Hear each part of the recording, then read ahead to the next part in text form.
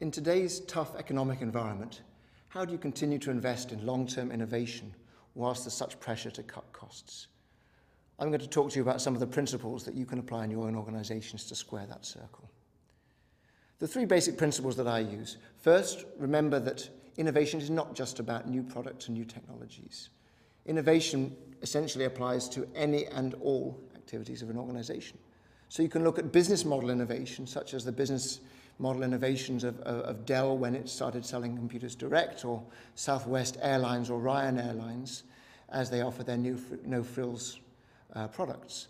These, if you like, are innovations in the business model which translated directly into better quality, lower cost offerings for their customers. And immediately you can see that those are the sort of things which customers will buy into even in a downturn. You can also think in terms of management innovations in the basic way that you do business. I recently ran a seminar for a bank looking at how to work smarter in a downturn. Now that was all about innovation, but it was about innovation directed at cutting costs and other things.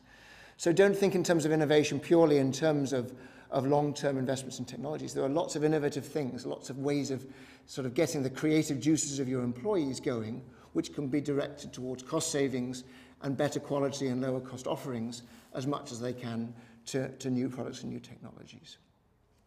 My second basic principle is don't do it all yourself.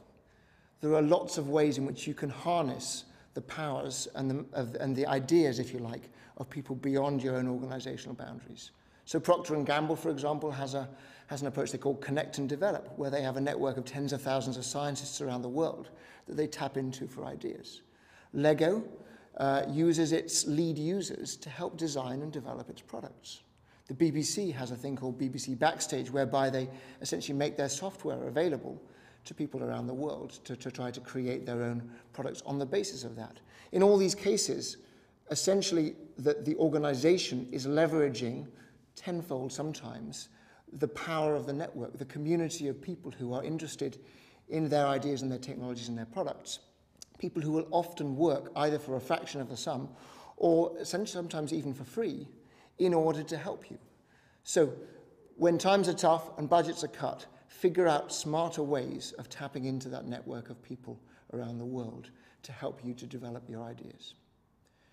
Third, develop an experimental mindset. What do I mean by that? An experimental mindset says, we don't know quite how successful this project, this new technology is going to be, but we do know that the costs of developing it ramp up very, very quickly, very soon.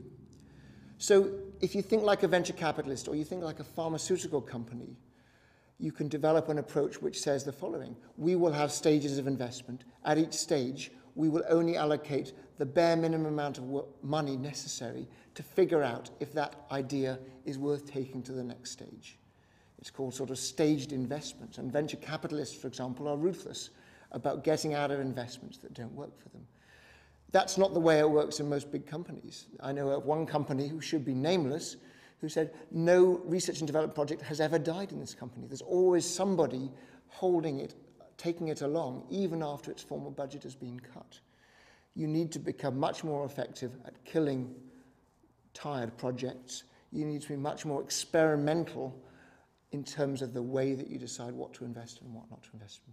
So don't just think in terms of prototypes, think in terms of experiments, short, time-based things where at the end of which you can decide whether to go ahead or not. And that experimental mindset pervades everything from big technology projects to small one-off things. So those are my three basic principles. Don't do it all yourself, develop an experimental mindset, and remember that innovation is as much about new ways of working as it is about new products and technologies.